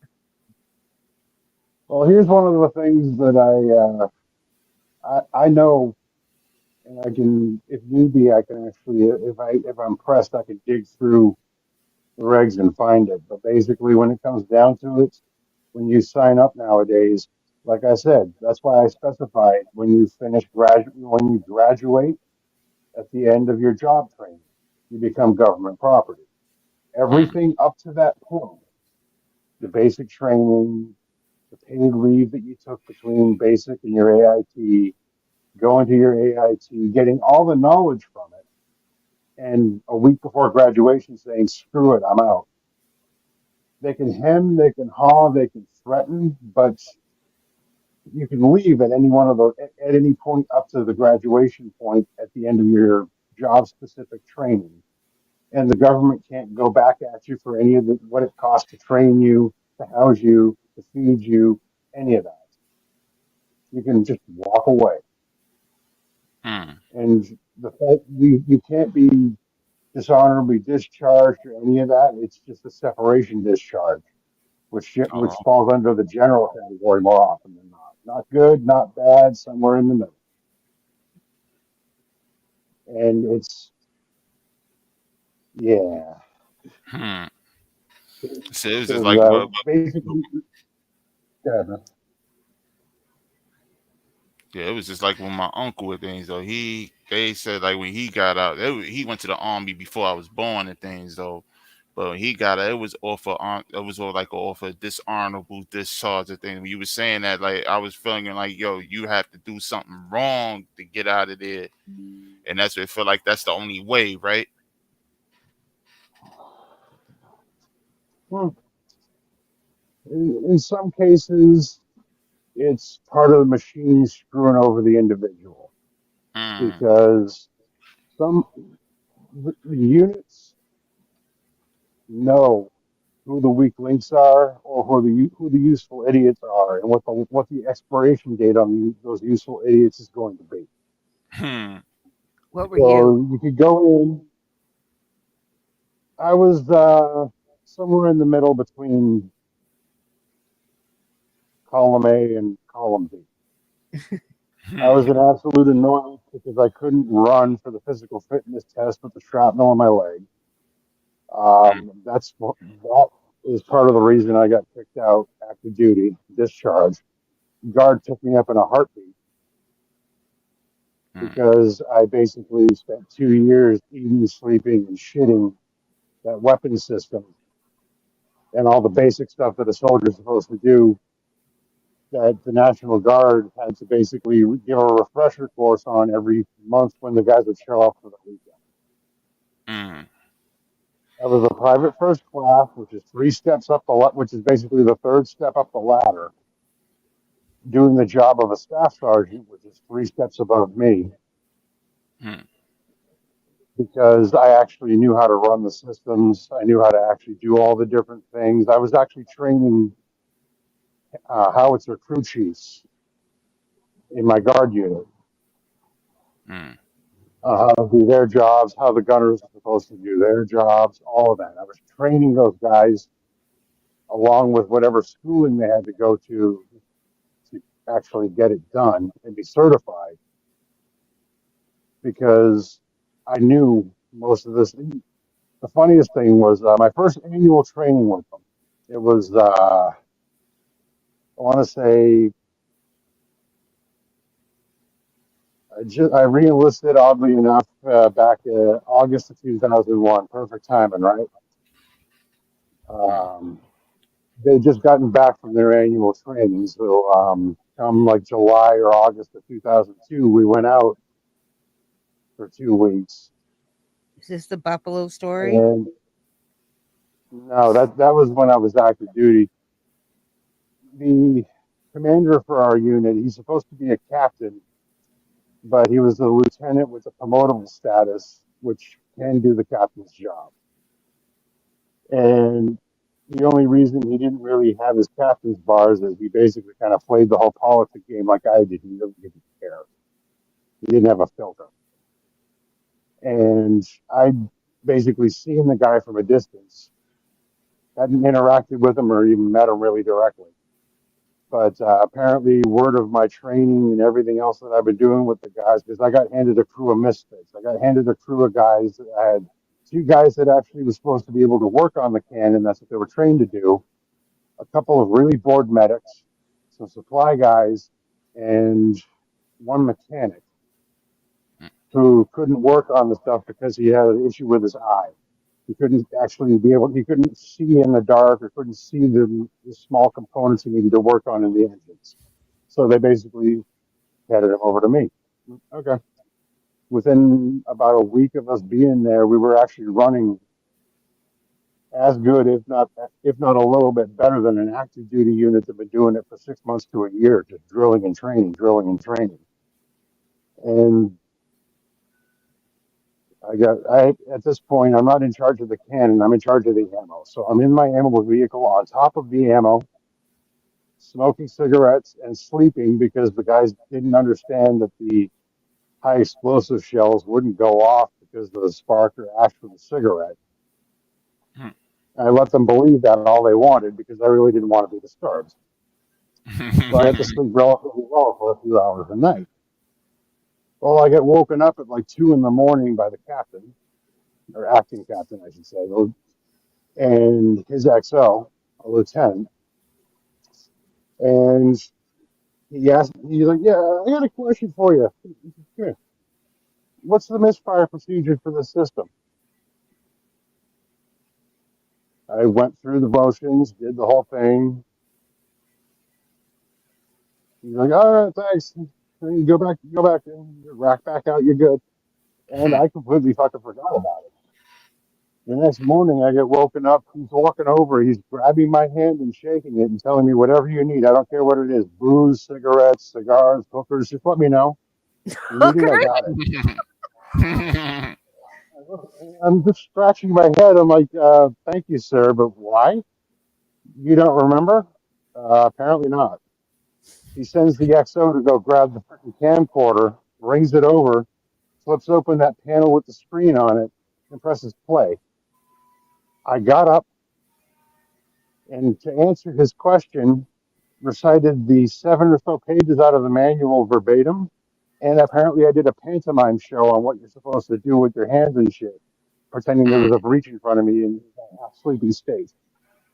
So, yeah, whatever you need. I don't care. Oh, thank you, sir.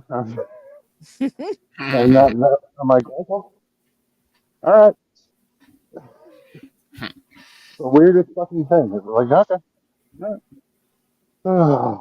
Well, he was trying to give you everything. Like, I can get you this, I can get you that.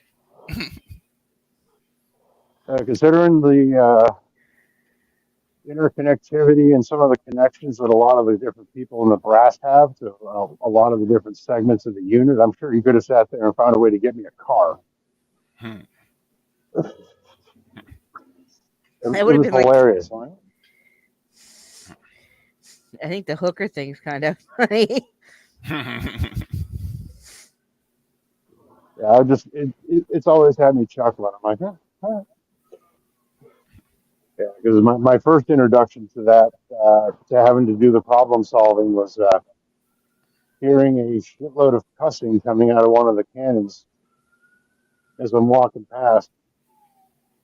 And then a couple of tools got pitched out the back of the vehicle to go skittering off the concrete. I'm like, yeah, okay. Collected up the tools, walked back over, and there's something wrong. We can't get the fucking breech to line up. It won't shut. Okay, would you mind just kind of showing me what's going on?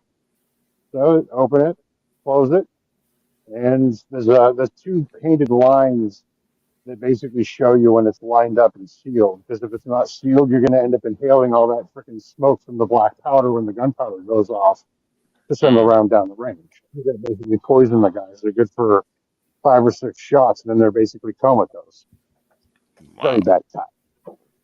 And like, oh, hey, they go through, and I'm like, all right, just and before I got to tell them, just hold on a second, they dismantled the whole thing again, put it back together, and I'm like, okay, just try it one more time, just for the hell of it. Just so they looked at the catch arm, the thing slammed shut, it didn't line up. I'm like, okay.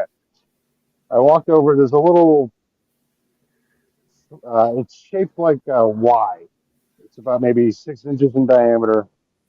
It's a 3-armed little uh, kind of pinning mechanism that has some little rolling wheels on it to help the things lock into place. I walked over, turned it about maybe an inch to the right, just kind of rotated it. All right, give it a shot.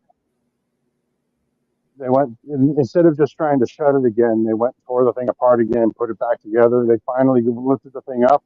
It slammed shut and it actually lined up correctly. How the fuck did you do that? Magic. Hmm. And the platoon sergeant's looking at me. No, smart ass. How did you do it? I was active duty and that piece was a little off. You kind of get to recognize this stuff after you've been living in the damn things for weeks at a time. Oh, fair enough. Just left it Hmm. at that. I got stuck with a guy. He's honestly really nice guy, built like freaking Donkey Kong. So you could tell Built the like guy Donkey absolutely loved Kong. the gym. Oh, Hmm. literally, if Donkey Kong was Hispanic and hairless, it would have been this guy. It was priceless. But he was a he was a combat engineer who didn't want to actually go for however long a drive it is to get to a combat engineer's unit out in Mass. So he just decided to go with the artillery unit that I was a part of. So he's doing his best to kind of not actually have to learn how to do the job. All he really ended up trying to do was go around and give everybody a class on how to use the metal detector and the mine detector. And then he'd go and waste half of our water supply getting all the sweat stains off his uniform, bitching about how he had to go press it again. And it was just hilarious to deal with him, frustrating. But I finally got him to understand the concept of, yeah, you're kind of stuck here with us, so at least some passing semblance of knowledge with this might help. I don't have to shoot the cannon, no, you don't, but you're in the ammo vehicle. I need you to at least remember to learn how to count. Hmm. And I'm There not you go joking about nowadays. that. We would have to keep a running tally on paper Hmm. of how much we got, who got what, make sure everything's accounted for, and then whenever the piece is done firing in the field and it's brought back, there's a separate sheet of paper because the 20-foot gun tubes that these howitzers had have a lifespan. each different type of round does a certain amount of stress. So you have to sit there and break out the decimal points and fractions and whatnot to figure it out. Active duty, I was the only guy that understood fractions and decimals outside of having to reference like dollar amounts. So I got handed that stuff from the get go as soon as they realized I could do it. And my guard unit was just, how the hell do you know how to do this? And just it was part of the job. Hmm. Oh, okay. See, I keep telling people Sped's the smart one in the relationship. Hmm. He up there with the militaries. Like I'll hit him up at the grocery store. I'll be like, okay, what's this times this? Because I can't get my his brain works faster than my calculator. Numbers and I get along great because numbers can't change. Until we end Unless up hitting the age where we get to quantum computing, you're numbers don't change. dyslexic. I'm not dyslexic, but I've got a number of other terms people have thrown at me over the stuff. So I'm whatever.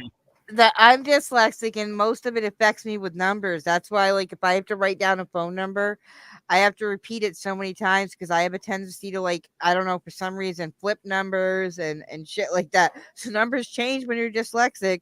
I was only ever good at and I'm not even that great at weed math. Know what 3.5s are and things though. That's why whenever anybody ends up bringing up that kind of stuff, I'm like, well, I had a buddy of mine. Yeah, he decided to do like coke for a year. He just wanted to learn the metric system. Just look at me like, what the fuck's wrong with you, man? Do you have Uh, time? When somebody asks me what's wrong with you, do you have about 3 days?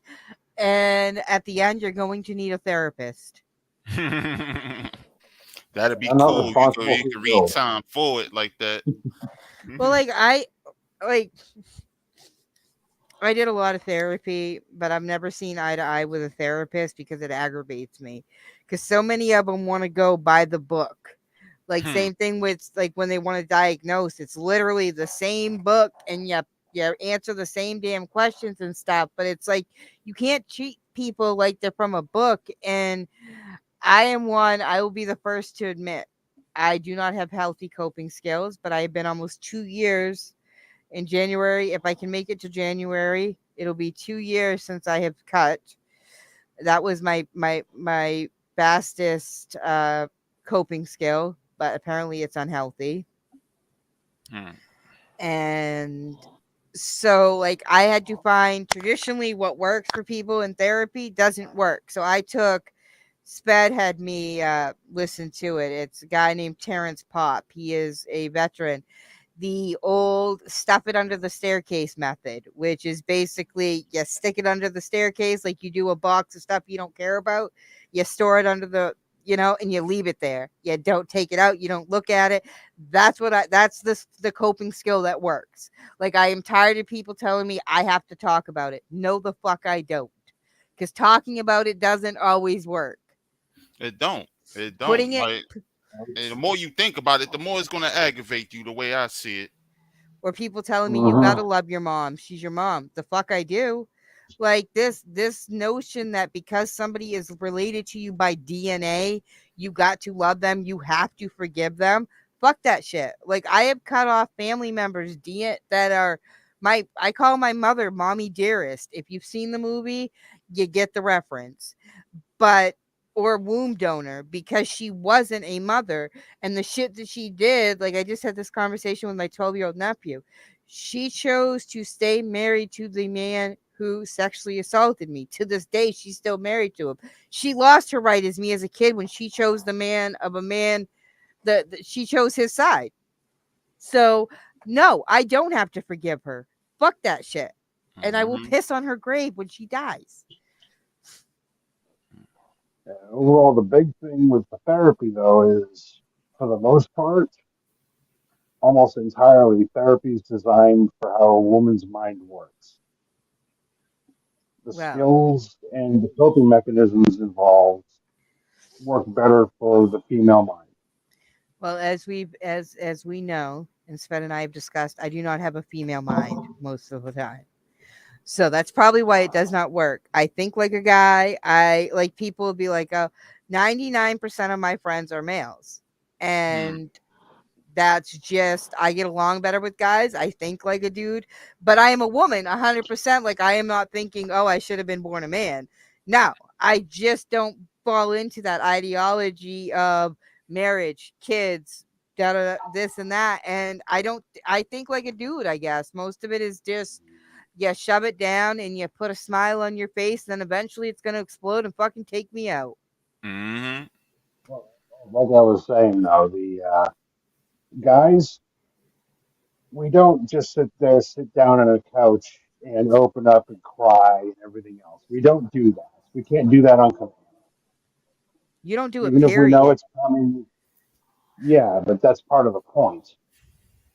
And Slim can speak to some of this too, I'm sure.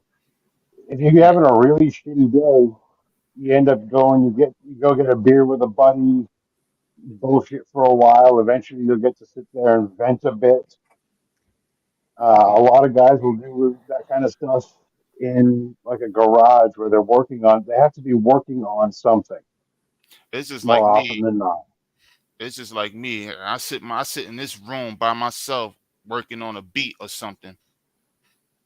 Uh, like Hmm. yesterday, it somehow you sit in the room and then some people just walk in and fuck, fuck your day up. Like but like yesterday, like throughout the night, I just sat here, watched some movies and things. So I just wanted to chill.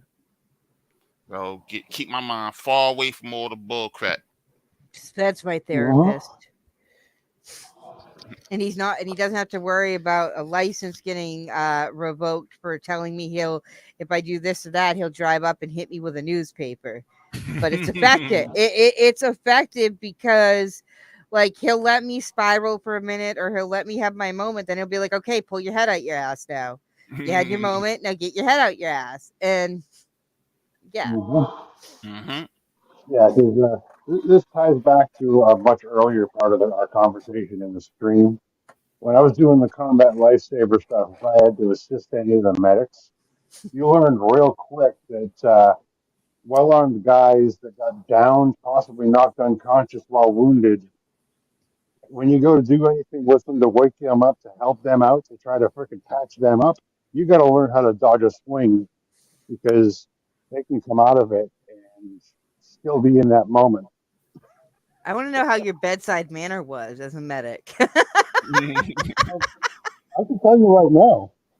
Um, Overall, like I said, I was a combat lifesaver. It's a lesser version of the medics. I couldn't prescribe meds. I couldn't do surgery. I could basically collect up parts and help with minor injuries, that kind of thing. So you were basically in the civilian word of EMT instead of a paramedic. Correct. Okay. I still had an 80-pound bag worth of shit that I had to lug everywhere I went, full of all the different things I need. But my squad learned real quick that if you ended up needing my help, you get it. If you ended up injuring yourself in some stupid way that I found really hilarious, I'd help you, but I'd have to finish laughing first. And after watching the guy basically just about break his leg, he fractured the tibia and fibula, the bones between the knee and the ankle on the right leg. He landed wrong, trying to do some stupid stunt, jumping between the vehicles and shit, just showing off. He hits the ground screaming. And I was just laughing my ass off. I was looking at him, what's wrong with you? Plenty, but when I'm done laughing, I'll help him. You weren't joking, were you? No. When I'm done So laughing, about maybe a minute or so later, I finally calmed down. I walked over, freaking split the pant leg, looked at everything. Nothing ended up breaking the skin. So I ended up basically binding it up as tight as I could to keep everything in place, set up a small splint, and we hefted him back up into the vehicle.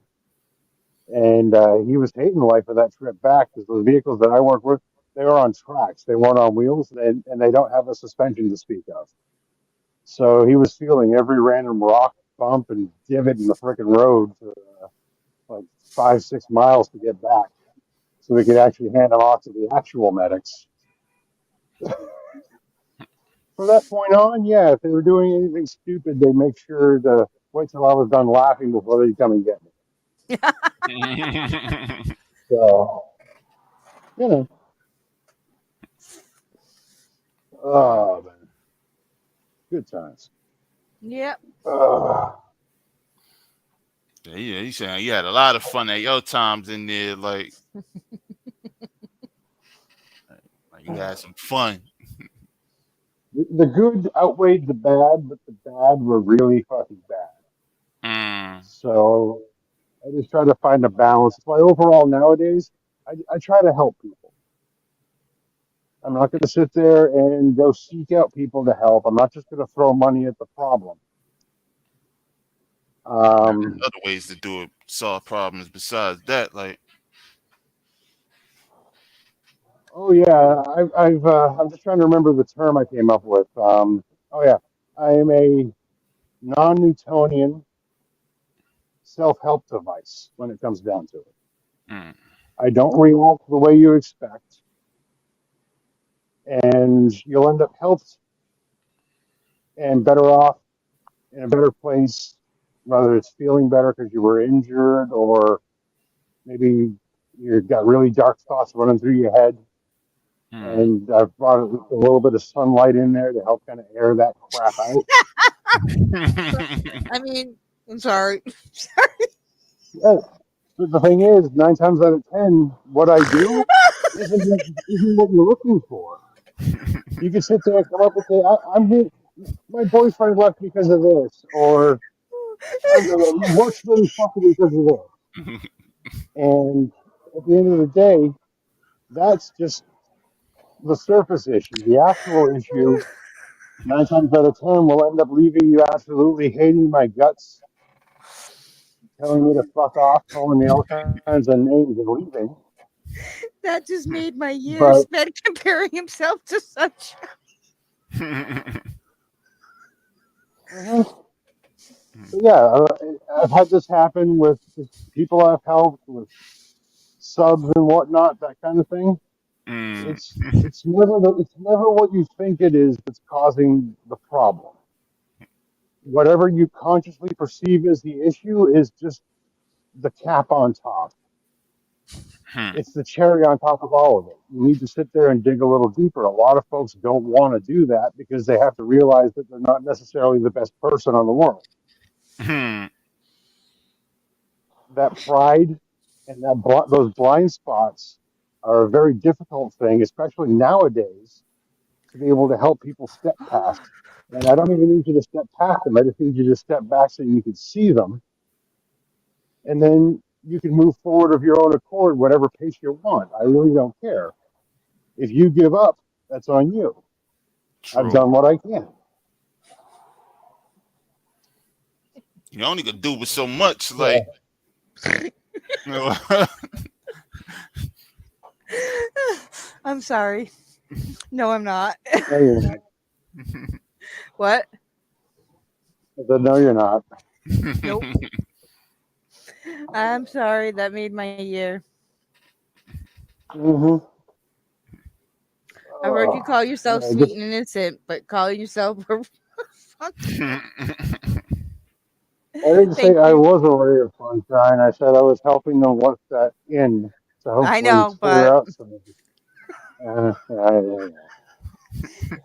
hey, you're the one that decided to date me, and now here you are, somebody who doesn't like being around people and stuff, and would stick to yourself when you went into live streams. Now you're on them. You think I actually enjoy having to be up here doing this? I absolutely don't. I prefer to actually never have my face out in public, not because I'm afraid of being discovered, but because that's not where I do my best work. I'll plead the fifth.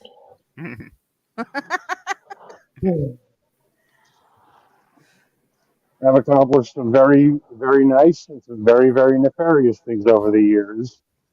Hmm. And eh, it is what it is. Now he's dating a lunatic. Nah, y'all cool together. There's He's the voice of nothing else reason. for a good comedy duo. I Uh, legit like Sped is my voice of reason. that should frighten everybody. Just saying. Hmm. When Sped, that my two voice of reasons are Sped and Jekyll for the most part.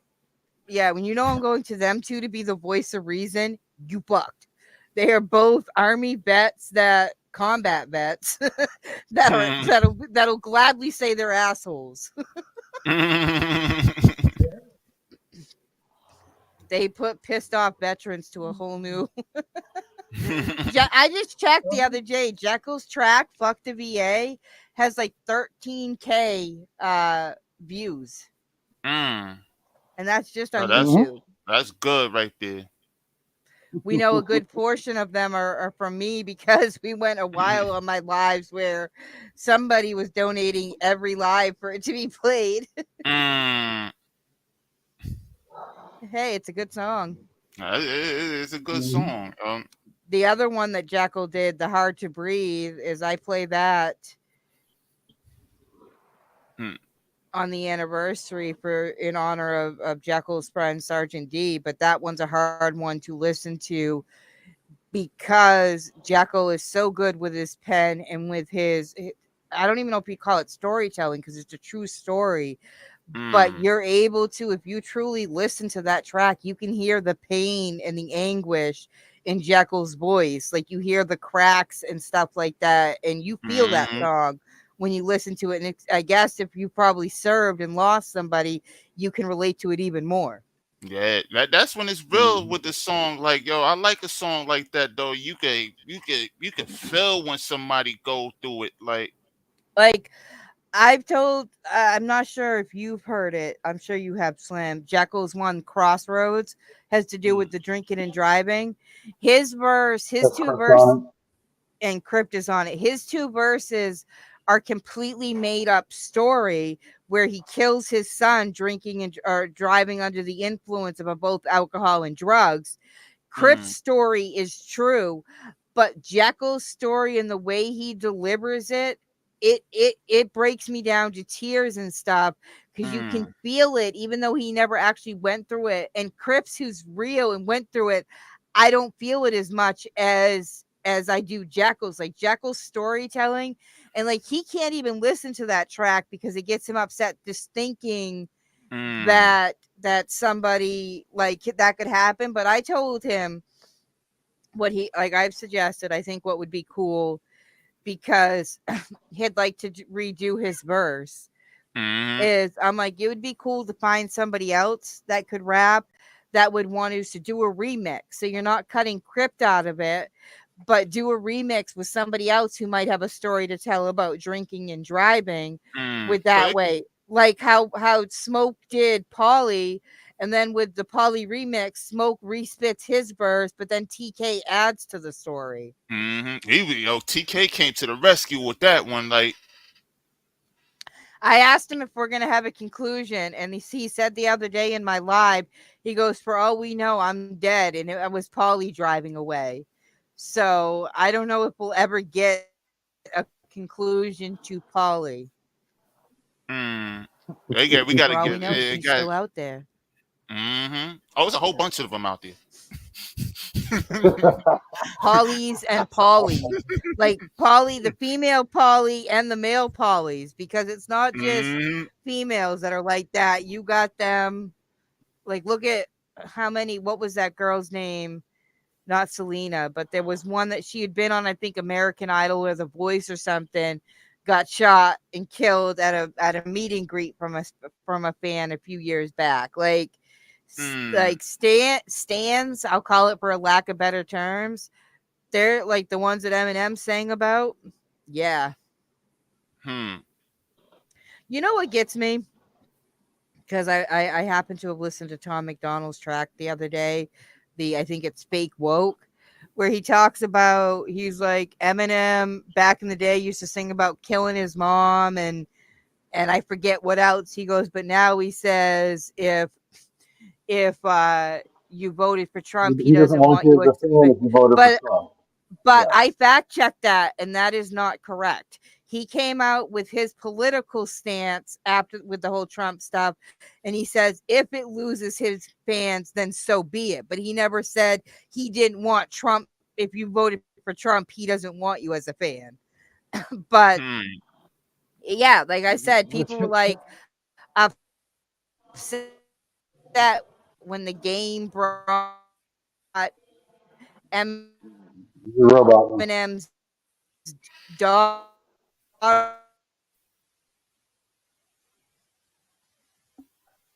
Breaking up. Yeah, you're roboting. Hmm.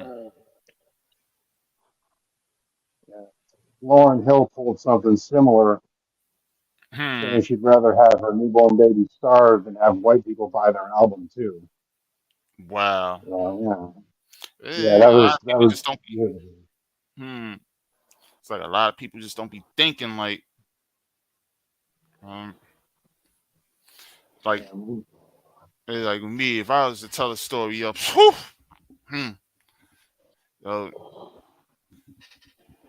keep it imaginate, keep my imagination going and things. Or you can still tell it, tell your story, but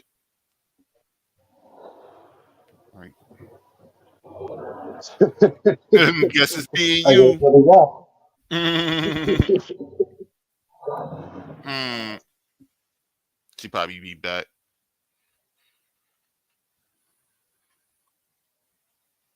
Hmm.